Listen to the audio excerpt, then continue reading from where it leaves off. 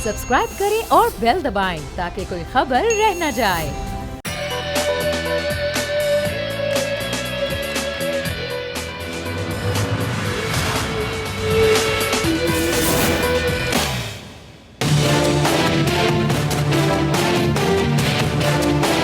कौन कौन हिसाब देगा, कहाँ कहाँ तक हिसाब होगा, ये हिसाब किताब बंद किया जाए और आगे की बात की जाए। 3-4 प्रायोरिटी सब्जेक्ट्स हैं जिस पे ऑपोजिशन और हुकूमत हम साथ बैठ जाते हैं, हमें कोई इशू नहीं इस बात का, और साथ बैठ के एक पॉलिसी, इकोनॉमिक पॉलिसी पे हम बात कर लेते हैं। 10 साल का दौर था मुशर्रफ का, मगर हमने किसी पॉलिटिशियन को कुछ नहीं कहा। मेरे पकड़ने से पाकिस्तान पीपल्स पार्टी और मजबूत होती है। मैं पहले भी जेल से आता रहा हूँ असेंबली में, नई बात नहीं है। आपका शुक्रिया अदा करना चाहता हूँ कि आपके प्रोटेक्शन ऑर्डर पर मैं यहाँ आज मौजूद हूँ।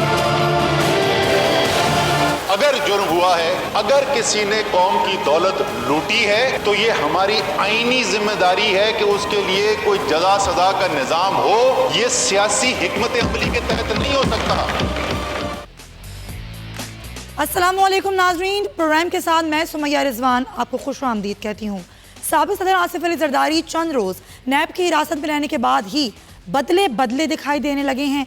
वो जो कहते थे कि चेयरमैन नैब की क्या हैसियत, उसकी क्या मजाल कि वो मेरे खिलाफ केसेस बनवाए। चंद रोज़ कबल तक जारहाना सियासत करने वाले आसिफ अली जरदारी अब खुद कह रहे हैं कि बिलावल की पॉलिसी जज्बाती, जबकि मेरी पॉलिसी ठंडी है। मतलब कि दौर इक़्तिदार में मफाहिमत के बादशाह कहलाने वाले आसिफ अली जरदारी साहब अपने इसी मिजाज को अपनाने की ठान चुके हैं और हुकूमत को ये पैगाम भी देते नज़र आते हैं कि पकड़ धकड़ और हिसाब किताब बंद करके अब आगे की बात की जाए। कहते हैं कि अगर ऐसा ही रहा तो आवाम खड़े हो जाएंगे और ये गेम हमारे हाथ से निकल जाएगी। उधर मुस्लिम लीग नून के सदर और अपोजिशन लीडर शहबाज शरीफ भी मिसाक़े मईशत के लिए हुकूमत का साथ देने को तैयार हैं, तो दूसरी जानिब नून लीग के कायद नवाज शरीफ ने शहबाज शरीफ को ऑल पार्टीज़ कॉन्फ्रेंस के इनेकाद की जिम्मेदारी भी अब सौंप दी है। सवाल ये है कि अगर अपोजिशन हुकूमत को साथ लेकर चलना चाहती है तो फिर APC का क्या मकसद। अपोजिशन की बड़ी जमातों में मरियम नवाज और बिलावल भुट्टो जारहाना सियासत को अपनाए हुए हैं, जबकि मंझे हुए सियासतदान नरमी अपनाए हुए हैं। अपोजिशन की इस मिले जुले रवैये से हुकूमत को क्या कोई फ़ायदा होगा या फिर नुकसान? क्या हुकूमत और अपोजिशन में कुछ तय पा गया है? आज इन तमाम तर इशूज़ पर हम बात करेंगे, लेकिन सबसे पहले आपको अहम खबर दे देते पहले ही महफूज फैसला सुना दिया गया है साबिक़ वज़ीर आज़म नवाज शरीफ की तिब्बी बुनियादों पर दरख्वास्त ज़मानत को मुस्तरद किया गया और आज कुछ एक्सपेक्टेड भी था कि ये ख़बर जो है वो आएगी। अलबत्ता हम बात करते हैं आसिफ अली जरदारी, जिनके आज प्रोटेक्शन ऑर्डर जारी किए गए, वो असम्बली में भी आए, उन्होंने बातचीत भी की। अब बात यह है कि बजट क्या मंजूर कराने में हुकूमत कामयाब हो जाएगी। जरदारी साहब तो ये भी कहते हैं कि ये हुकूमत जाने वाली है, इसके बाद कौन आएगा, हम इस पर भी गौर कर लेते हैं। चेयरमैन सेनेट को हटाने की बातें भी की जा रही हैं। इस तमाम तर सिनेरियो में, इस तमाम तर सूरत हाल में फ़ायदा किसका है और नुकसान किसका? मेहमानों से आपका तारुफ करवा देती हूँ। चौधरी जाफर इकबाल साहब मुस्लिम लीग नून से में ज्वाइन करें, बहुत शुक्रिया आपका। और सीनियर तर्जियाकार नज़ीर लगारी साहब हमारे साथ कराची स्टूडियोज़ में मौजूद हैं। लगारी साहब आपका भी बहुत शुक्रिया। आपसे गुफ्तगू आगाज़ करते हैं।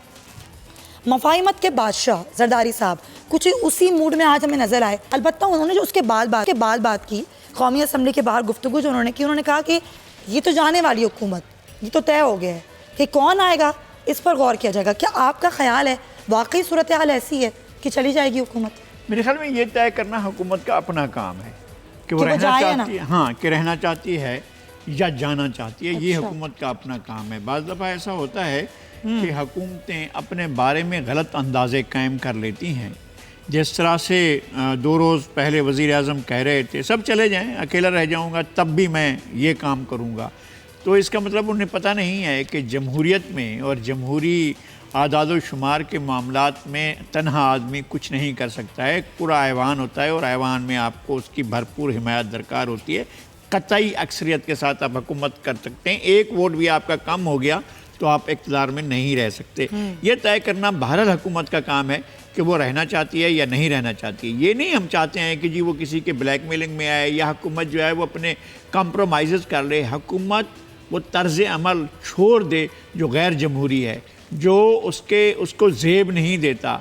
जिस तरह से वज़रा की ड्यूटियाँ लगाई जाती हैं कि ख़बरदार बोलने ना पाएँ, अगर वो वज़ीर आज़म पर हुकूमत पर तनकीद करें तो आप उन्हें बात ना करने दें। अगर इस तरह की हिदायत वज़ीर आज़म की तरफ से आएंगी तो फिर इसका मतलब ये है कि वो चलना नहीं चाहते हैं, उनकी नीयत नहीं है। लेकिन कोई वज़ीर ये भी आके कहेंगे कि ये नैब नहीं कर रहा, ये हम कर रहे हैं एहतसाब, तो फिर तो और ज़्यादा मसले होंगे। तो जाहिर है अगर ये बात हुक्मरानों की तरफ से हो और वो ये कहें कि ये सारा अमल हमारी तरफ से हो रहा है और वो इस बात का वो एतराफ़ भी करें और साथ में इस बात की तड़ी भी लगाएं और पोजीशन भी इतनी कमज़ोर हो कि 2-4 सीटों पर जो हुकूमत खड़ी हो, अगर वो इस तरह से बात करेगी, इस लबो लहजे में और इस अंदाज में गुफ्तगू करेगी, तो वो मौका देगी अपोजिशन को कि कदम बढ़ाओ, हम तुम्हारे साथ है। कौन किसके साथ है? चौधरी साहब, ये भी खबरें हैं, खुद वज़ीर हवाबाजी कह रहे हैं कि गुलाम सरवर खान साहब के आप लोगों से कुछ उनके लोगों की मुलाकातें हो रही हैं और ये बातचीत हो रही है कि ना सिर्फ इत्तेहादी बल्कि चंद पाकिस्तान तहरीक इंसाफ के भी लोग आप लोगों के साथ मिलके कुछ प्लानिंग कर रहे हैं। आप तस्दीक करेंगे इस बात की? बिस्मिल्लाहिर्रहमानिर्रहीम, बहुत शुक्रिया। ऐसी किसी चीज़ की कोई तस्दीक और तरदीद के कौन किससे मिला और के ना मिला, वो तो मेरे लिए करना मुमकिन नहीं है। लेकिन हमेशा इंसानों को, मुआशरों को और किसी भी ऐवान के अंदर या किसी महफिल के अंदर बैठे हुए लोग जो हैं उस मुल्क के, उस मुआशरे के, उस ख़ानदान के और उस ऐवान के हालात इकट्ठा भी करते हैं और जुदा भी करते हैं। सही। आप असद उमर साहब की आज की गुफ्तगू ले लें जी, उन्होंने हूबहू वही बातें की। मैं आती हूँ असद उमर की तफसीर पे, बिल्कुल मुझे उस पर बात करनी है। चौधरी जाफर साहब, अभी शेख साहब तो ये कह रहे हैं कि इतना दम नहीं है, लोग नाराज ज़रूर हैं लेकिन नफरत अभी भी नहीं करते कि आप लोगों को कहने से आ जाएं सड़कों पे बाहर। बहुत शुक्रिया जी। शेख रशीद साहब असम्बली में बात करें या कहीं बाहर तो उन्हें इमरान खान साहब का और उनका एक ही मिजाज है कि कोई सवाल करने वाला ना हो और कोई आगे से टोकने पूछने वाला ना हो। किसी टॉक शो में आके बात नहीं करते, सोलो प्रोग्राम करते हैं, अकेले बैठ के 1 to 1। बहरहाल ये उनका और मीडिया के लोगों की मैनेजमेंट है। एक तो उन्होंने कहा कि आम आदमी हूँ और आम आदमी का नुमाइंदा हूँ जी, कतन ऐसी बात नहीं है। उन्होंने बहुत सारे अपने फार्म हाउसेज और अपनी जायदाद छुपाई। बहरहाल वो पीटीआई की छतड़ी थले हैं, हुकूमत को जरूरत है। सवाल का जवाब चेयरमैन साहब ये कह चुके हैं कि अगर मेरे सवाल का जवाब तो दे दें, क्या उनकी बात दुरुस्त है? मैं आपके सवाल की तरफ आ रहा हूँ। उनका सवाल अगर आपने ये पूछना है तो मुझसे ज़्यादा मेरी कही हुई बात शायद बाइस आपको लगे। आप अपना कैमरा और माइक लेकर ज़रा किसी गली और बाज़ार में चले जाएं और वहाँ एक आम आदमी से पूछ लें कि आपने पिछले 5 साल 2013 से 18 तक आपकी मईशत, चाहे आप दुकानदार हैं, तनख्वाहदार हैं, मजदूर हैं, बेहतर थी या आज बेहतर है? सही। वो आपको सारे ये जवाब दे देगा। ठीक। और अगर नफ़रत और मोहब्बत का पैमाना आपने तलाश करना है तो देख लीजिए कि वो वज़ीर आज़म जो अवाम से छोड़ के असम्बली के अंदर गुफ्तगू करने के लिए NRO मांग रहा है, यकीनन अपने कोलीग्स के तरफ से उसे किसी नफ़रत का इज़हार हुआ। उसने ये महसूस किया कि मेरी बात इस लायक नहीं कि लोग बैठ के सुनेंगे। उसके लिए वज़ीर आज़म ने भी ये तरीका अपनाया कि बजट से एक दिन पहले भी खिताब और बजट के बाद भी खिताब, और वो कौम से खिताब बैठ के टीवी के ऊपर करना है। ये वही इमरान खान साहब हैं जो एक दिन में 4-4 जलसे करते थे। शेख रशीद साहब ने एक मुतालबा किया है जिसमें उन्होंने आटा, चीनी, घी और मजदूर की तनख्वाह की बात की है। शेख रशीद साहब को शर्म आनी चाहिए इस बात पे कि ये जो बजट असम्बली में पेश हुआ है ये काबीना ने पास किया है तब जाके पेश हुआ है। अगर शेख रशीद साहब ने उस वक्त इख्तलाफ किया और अपनी हुकूमत का साथ नहीं दिया, शेख साहब को छोड़ें, असद उमर साहब इख्तलाफ करें। जनाब आपकी वही बात ना, मैं असद उमर साहब की बात करूंगी, पर शौकत बसरा साहब हमारे साथ ऑन कॉल है, उनसे बात करते हैं। बसरा साहब, तनकीद तो की जा रही है, ज़ाहिर अपने ही जो लोग हैं वो तनकीद कर रहे हैं। आज असद उमर साहब ने आज क्या तनकीद की, ज़रा पहले मैं सुनवा देती हूँ, फिर बसरा साहब आपका टेक लेती हूँ। जी। चीनी उसके ऊपर टैक्स बढ़ा दिया गया है। पहली तेजी से चीनी की कीमत में इजाफा हुआ है, मेरे ख्याल में उसके ऊपर भी इन्वेस्टिगेशन करनी चाहिए। लेकिन उसके ऊपर जब पहली कीमतें बढ़ रही हैं, इसके अंदर टैक्स का इजाफा करना मेरे ख्याल में मुनासिब बात नहीं है। पकाने का जो तेल है, खुर्दनी तेल और घी की कीमतों के ऊपर जो टैक्स लगाया गया है, मेरे ख्याल में वो भी मुनासिब नहीं है। और ये चीनी और खुर्दनी तेल, घी के जो ऊपर टैक्स लगाए गए, इसकी आप टोटल मद आप उठा के देख लें तो वो ना होने के बराबर है, वो कुछ भी रकम नहीं बनती है। जी, ये तो असद उमर साहब हैं, ये तो साबिक वजीर ख़जाना हैं बसरा साहब। ऐसा लग रहा है दो लोगों ने बैठकर बजट की मंजूरी दे दी है, किसी को कुछ पता ही नहीं काबीना में क्या हुआ। ये बजट पर इतने ज़्यादा तहफ़्फ़ुज़ात हैं, तो पहले अपने लोगों के तहफ़्फ़ुज़ात दूर करने ज़रूरी नहीं है? बजट मंजूर नहीं हुआ। नहीं, बजट मंजूर कब हुआ है? बिल्कुल सही। मेरी बजट मंजूर हुआ है, अभी बजट के ऊपर डिबेट जारी है और मैं तो सोच रहा था कि आप तहसील पेश करेंगी तो इस करेंगी तहरीक इंसाफ को कि वहाँ पर यही तो होता है। जमहूरी पार्टी किसको कहते हैं, पार्लियामेंट किसको कहते हैं कि अगर जो अच्छी चीज है और डिबेट के लिए आप बजट रखते हैं तो इसलिए रखते हैं कि जो उसमें बेहतर तजवीज है वो दोनों तरफ से आए। अगर हमारे साइड से तजवीज आ रही है और किसकी तरफ से आ रही है, साबिक वज़ीर ख़ज़ाना असद उमर, वो एक उनकी एक अपनी हैसियत है, उन्होंने 7-8 महीने वज़ारत ख़ज़ाना चलाई है। मैं समझता हूँ उनका जो टेक है, जो उनकी तजवीज़ हैं, वो बहुत इंपॉर्टेंट है। अब देखना ये है कि जब फाइनल बजट अप्रूव होगा, इसलिए फिर मैं आपको थोड़ा सा आगाह कर दूँ, हम बजट जब पार्लियामेंट में ले करते हैं, पेश कर देते हैं, वो फाइनल बजट नहीं होता, ये बात जरा ज़हन में रखिएगा।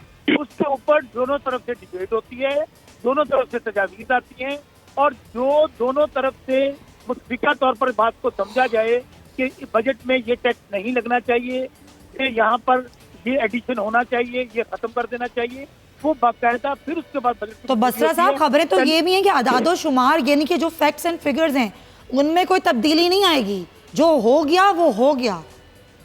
बिल्कुल बिल्कुल, मैं आपकी बात से डिसएग्री करता हूँ। अच्छा, ये नहीं होता कि जो हो गया कोई आसमानी सहीफा नहीं है। अच्छा। मैं फिर कह रहा हूँ कि जब हम ले करते हैं पार्लियामेंट में तजावीज़ आती हैं दोनों तरफ से। और फिर आप मेरी एक बात और सुनिएगा, देखिए यहाँ पर जो मौजूदा बजट है वो पाकिस्तान, जो भी मेरे भाई जाफर साहब मेरे बड़े भाई हैं, वजीर भी रहे, मैं तो डरता हूँ कि बहुत ताकतवर आदमी है, वो भी तनकीद कर रहे, तो मैं तो हैरान हो जाता हूँ कि जब मुस्लिम लीग नून जिसने 30,000 अरब का कर्जा दिया और अपनी हुकूमत के दौरान कौम को वाकों के, धमाकों के और झटकों के अलावा कुछ नहीं दिया, वो तनकीद कर रहे हैं। इनसे ये तो पूछें, आपने कौन सी दूध और शहद की नहरें बहा दी थी? हमें तो आपने 30,000 का कर्जा दिया, $18 बिलियन का करंट डेफिसिट अकाउंट दिया, आपने हर पैदा होने वाला बच्चा 1.5 लाख का मकरूज दिया, और उसके बाद मौजूदा हालात में हम कर्ज ले रहे हैं, कर्ज उतारने के अब पाकिस्तान का बच्चा कितने लाख का मकरूज हो गया है डॉलर की बढ़ती हुई कीमत की वजह से?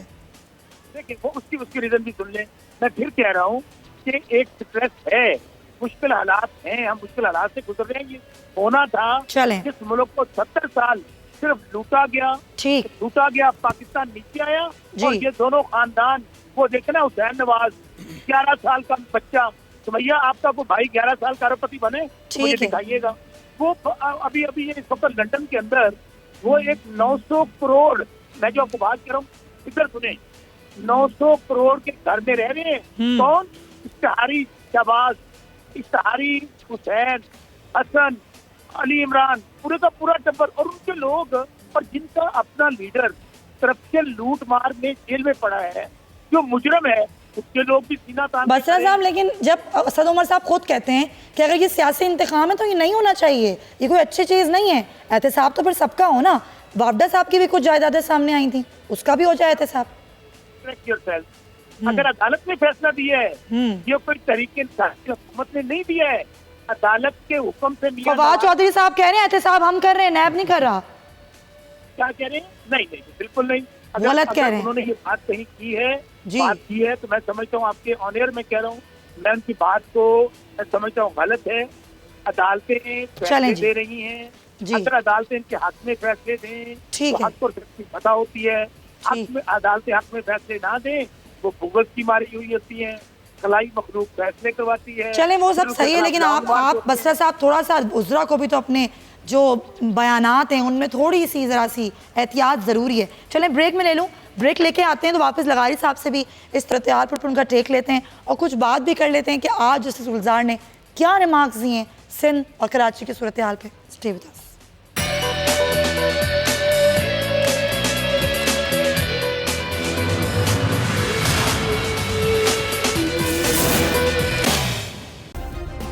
सब्सक्राइब करें और बेल दबाएं ताकि कोई खबर रह न जाए।